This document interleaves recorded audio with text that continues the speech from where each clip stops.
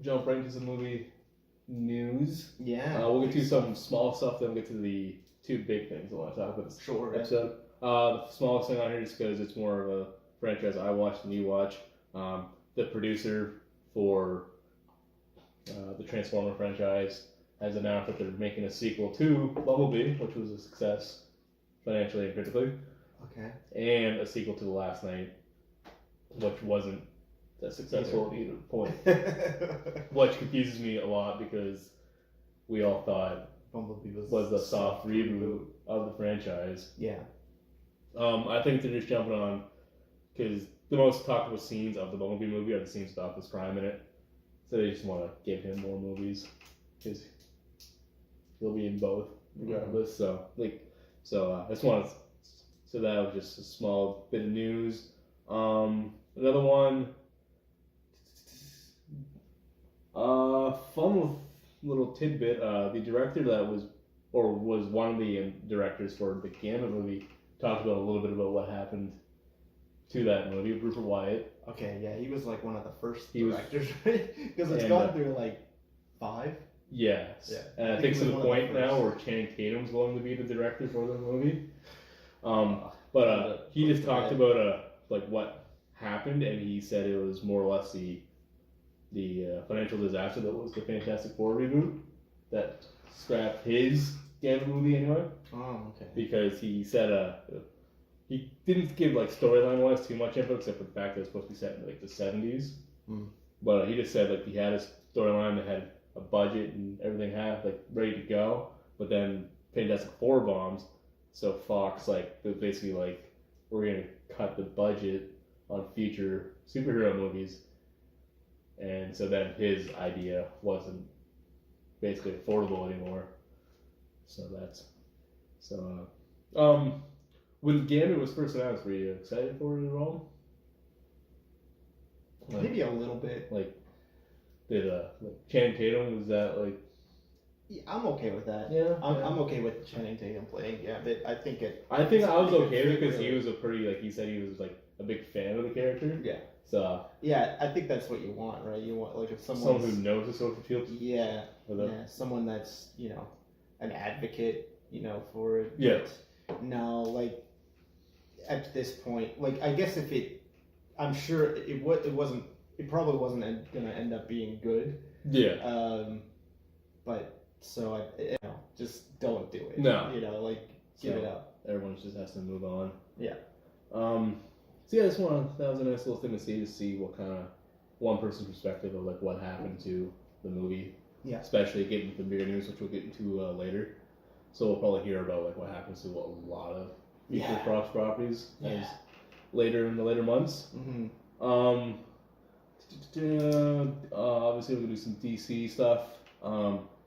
There was one article said that Matt Reeves' Batman storyline is just be set in the 90s, which kind of makes sense if they're still like, I know they're doing more standalone stuff, but they kind of are in the same world and all that, so you kind of need to go backwards. So because they couldn't put out a young Batman and then try to tell us it takes place at the same time as Aquaman and Wonder Woman. Well, not Wonder Woman because those are just in the past to begin with, but it couldn't be coexisting with Jason Momoa's Aquaman. So I guess now if it is set in the 90s, you can't have Deathstroke really, or like you'll have to have another person play Deathstroke. Could they though? Or no, I guess Joe Manganiello is a pretty young guy, so they just gotta ungrade his hair and he's good to go. Yeah. I mean, they went really overboard anyway. Yeah. It's because the guy who played him in Arrow had that look pretty good, and they didn't put him like entirely gray. In this one, they're just like every inch of his hair is just gray. It's like, oh, okay, he could have had the salt and pepper look. He has to be older than Batman. We had to show he's the same age as. Or older than Bruce Wayne. Ben Affleck. So they could definitely. I think they could still use. Yeah, and I guess they do still plan. I guess in his current script, or whatever, there is at least 4 villains that he plans on having in this movie, which I'm okay with. Like, as long as I assume at least 2 of the 4 aren't major to the storyline. Yeah. They're just good to have. I don't know. This again, this is starting to be like Gambit for me. Yeah. Really, like the longer it goes on, I just don't care. It makes you think, why is it taking so long? Why is it taking so long? Who cares at this point? Like, you'd think by this point where they're, saying, okay, these don't have to be shoehorned into each other, after Aquaman, that's the direction they're going for.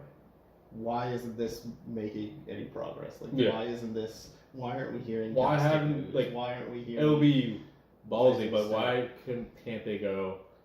Aquaman was the start of something new. Like, why not go that road and be like, yes, we've had these movies, but Aquaman is really the starting point. This is a new thing we're doing. Yeah. Whatever. Yeah. I mean, really, they could fix all of this if they do that Flashpoint movie too. Yes. They could really fix all of it. I read recently that his contract, Ezra Miller. His contract's almost up, I guess. To play the Flash. Wait, so contract's up, like, in terms of appearances, or was he only, like, I guess all the article said was his contract's up in, like, May. Weird, so it was, like, a time thing, not an appearance thing. Yeah. Because he's played him 1, 2, 3 times, right? Batman v Superman. Oh, okay, yeah, 3. Suicide Squad. In this, so, that's odd, yeah. That's very odd, because it's always just, it's usually like, okay, you got 9 appearances, cameos or not, or whatever. Yeah, I don't know. And I guess he's getting his hands in on the script. Yeah. Too, to make sure. Yikes. Because they got the game night guys. Yes, we talked about that before. And, like, I have a lot of faith in them. Like, I want to see their Flash movie. They could make, the Flash movie something, really interesting instead of, not interesting. I think they could do something really good with that. They have. Do you think really DC will ever go down the darker route again, on things, or do you think because it's excessive Aquaman they're gonna I try to go as campy as they can? No, because even Birds of Prey, which I believe is the next project, that that's right. The little tidbits we've seen of that, it ain't gonna be a dark, serious movie in my opinion. No. I think they'll get there every time that they do a Batman thing. Like, anytime. So, like, if Batman comes out, and obviously, like, I'm to assume Batman's gonna be dark just because it's Batman. Mm-hmm. I bet, like, if that's a great movie, successful or not, they're gonna be like, hey, let's do it again. Let's do that again for all these. Let's make all these characters dark and broody again. I think. I just don't have the most faith in them to do it properly. Like, it all depends on who they get on it, like, if they keep getting, like, if they're... It seems they learn to get their hands off a lot of projects, too. Like the James Wan clearly had a lot of freedom doing Aquaman for what we've known. If they keep getting these, the directors to have their own, like, put their own stamp on the movies, like, if they keep getting James Wan type directors to have and give them their freedom, that would assure me a lot. If they let as John Francis Daly and Jonathan, were they directing or are they just writing it? Do you know the Flash movie? They're directing it. They're directing it and writing. Yes. Yeah, like if they just let them do their thing, I'm totally on board with the Flash movie. Like, I think they can make something really special with that, and if they go the Flashpoint route, that's how they can start. I think if they do that properly, they could really. If they do Flashpoint, do we bring in Jeffrey Dean Morgan to play Batman, just to throw another Batman a movie later? Yeah, it'll start being like, the X-Men, the Fox X-Men movies, and like, why is this person still played by this character kind of thing when all these, time. But go for it. Because if it's done well, they get pretty, like, you can get away with having a different Ben Affleck and someone else play Batman, then someone else play Batman in the movie later. What a weird time that they're having. Also, add fuel to the fire of what is DC doing with the universe. I guess one of the producers for DC, I think it's the one of the producers for Shazam, was talking about James Gunn's upcoming Suicide Squad movie. Right. The Suicide Squad. I guess it's going to be a reboot. He said it's not Suicide Squad 2, it's number 1 on this reboot. Which obviously makes no sense if they're going with the Harley Quinn coming back. It's a really big... I mean, if they're doing an all-new cast, why not? What's it to lose? Yeah. And the more I think about it too, like even just like right now, like I was just making the argument that they can try to, if they did Flashpoint correctly, they could try to like spearhead it back to like being one continuity. But I forgot about that news. Yeah. And now that they're talking about just rebooting the Suicide Squad, it just makes me think, no, like flush it all. Like don't ever try to make a crossover again. Yeah, no. Like just keep making Wonder Woman movies, keep making Aquaman movies, make your Suicide Squad movies if you want. Yeah. And just totally forget about it. Like no doubt, that's where I'm at. Like I don't. If that's what they're doing, they're just, okay, here's another Suicide Squad movie that has nothing to do with the previous Suicide Squad movie, but has some of the same characters and is supposed to exist in the same universe, but not really. No. Flush it all down the toilet. Just make whatever movies you want. Like, don't ever bother trying to... I forgot about that. And that really makes me angry, actually. So, but you know what? Part of me, too, thinks that, like, some of these people... making the movies and like the executives and the producers behind it, like I don't think they understand. Like obviously they're in the industry and they know the lingo, but sometimes I feel like they say things. I can't think of another specific example, but like when he says reboot, we all interpret that as starting over from scratch. But he might see it as just we're bringing in new cows. Yeah, I think like the most recent thing. What's another kind of example of this where an executive? I think it's mostly happens with DC producers and executives that are just they say one thing when they don't exactly mean that. When they said they all stood up and clapped when they all saw Batman v Superman. Yeah, they didn't do that. No, but. No, I'm trying to think of like another time where someone says like, this is, what am I trying to say? There's times where they say one thing that's traditionally meant for something else, like I get what you mean. Like the producers, they're not the ones making them. Like they're not creatively into this. Yeah. They just I'm putting money into that project. They'll say one little thing. A great example would have been when Amy Pascal, who's one of the producers for Sony, said that Venom was going to be part of the exactly part of or they had plans to incorporate in the MCU. Example. When in reality, she just meant they are going to their characters are Marvel owned. Yeah, I don't think did she actually say Marvel Cinematic Universe? No, maybe not. Maybe she said the phrase Marvel Universe. Marvel I think Universe. She said Marvel. I think it was a bigger deal because she was right next to Kevin Feige. Who immediately knew that she made a mistake saying that because he knew that fans were going to interpret that as meaning that it's part of the. She just meant that they plan on making an universe with the characters they have. That's exactly what I was thinking about. The way she said it, whether she said MCU or not, but she said it in the way that everyone took it as. It's going to be part of the MCU. Yeah. That's a great example of it. We have these people, these producers and executives. Kevin Feige, he's in touch with that though. He knows, that's why he kind of rolled his eyes and he's like, oh no, people are going to interpret that as meaning the Marvel Cinematic Universe. Because even though he's just a producer,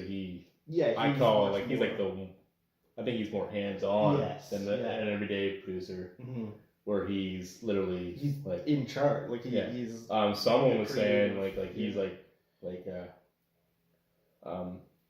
basically when it comes to Marvel, he's just below Stan Lee now when it comes to of the work that he's done. Yes, yeah, like for the Marvel properties and how much he's loved and all that for what he's done. For what he's done, yeah. Go ahead. I'm gonna have McGinnis. So I got 2 big things to talk about, but any other little bits of news that you want to talk about? I kind of scrabbled down a little things. I don't think there was much minor things. I know that they announced that they're making a Tom and Jerry movie. Cool. Yeah. I just want to throw that in. Oh yeah. Yeah. I think there was me being a fan of the James Wan productions. I think there was some rumored castings for the Invisible Man. Oh, there's rumor that Armie Hammer, a guy who gets attached to all these projects all of a sudden, that he is looking forward. Like he's not looking forward. He is on some sort of list of actors they want to play the Invisible Man. Why get someone with a big name for the Invisible Man? Yeah. Like you're only getting to have a name on the poster. Yeah. Other than that, like the premise is the Invisible Man. I don't expect to see this actor a whole lot. Yeah. Speaking of Armie Hammer, it was funny. He was on Jimmy Fallon the other day, and he had because he was in a movie called Call Me by Your Name. Yeah. Which was I heard about that. It was I think an Oscar-nominated movie, and the conversation turned to, I guess there's like a sequel being made. He's like, have you heard anything about sequels? So then he went on to the things he hears about movies that he's attached to, and he was like. And so he went into like, oh, I get asked all the time if I'm playing Batman, right? And he was like, everyone talks to me, but like the one person who hasn't talked to me, Warner Brothers. So yeah, I don't know. It could work, I guess, if they want to do that. Well, I think he'd be all right. Just all depends what they're going for, because he's in his 30s, and apparently they want someone in their 20s, but he's not an old-looking guy by any means either. No. So even like Oscar Isaac, who's like he's in his 40s, and I think he can pull off the. Oh, speaking of Oscar Isaac, I saw an interview with him for Triple Frontier. Yeah. Where they asked what like video game characters they. Oh yes. Yeah, he says Metal Gear Solid. The interviewer's like, "Oh, who would you play?" Solid Snake, man. Who do you think? Like, yeah. Yeah, that'd be really cool. And I guess there is a potential movie being made. Yeah, there's a director. Yeah, I forget his name, but his last name Voight Roberts. He did Kong Skull Island. Yeah. And but he's like, I think he is. But he's a huge before that. Yeah, I think it was just announced that he was doing a movie there. Yeah. I think the article was. He's still attached to Metal Gear Solid, but he's now doing this movie. Yeah. So, which just makes me think we're never gonna get a Metal Gear Solid. I'm never gonna see this Metal Gear Solid movie. Yeah, that's the first thing you don't want to see: the director attached to a project, and then they'd be like, "Hey, another job." Yeah. Before they do that one, so. Yeah. But the director they've got. He's a Metal Gear Solid. He's a fan of it, yeah. Like he's a big fan about that, and I think he even said, like he said on Twitter, he said, "Yeah, I'm all for Oscar Isaac playing him." Like he's like, "Yeah, I would totally do that." But it's obviously not only up to him. Like there's casting directors and producers that have to sign off on that too. But it seems like. But if they had common sense, they'd go, "Let's go ask the guy the director wants." Yeah, what he wants. And then we also got this other actor, the same actor who he wants. The biggest actors right now wants this role, and was Oscar Isaac anything significant before Star Wars? Yeah, he was. He did that. I think the Coen Brothers movie. It's Llewellyn Davis. Okay. I think he did that. Yeah. He did that before Star Wars, which was pretty big. Because you got that huge role of Apocalypse after Star Wars. That was after, yeah. Yeah, the next year, yeah. I think so. Things here and there. When was Ex Machina? When was that? Oh, was that before Star Wars? I think that was before. Yeah, because I think that was like when they announced the first casting for episode 7, they were like Oscar Isaac, who and Domhnall Gleeson, right? He's in that too. I didn't even think about that until that. Yeah, they were both in that, and then they were in 7 and 8. And the new trilogy. So yeah. So yeah, everyone's jumping on the Oscar Isaac train. He's so far so good for the guy. Yeah. I'll talk about Triple Frontier later. Okay. All bad things I pursue now. I'm kidding.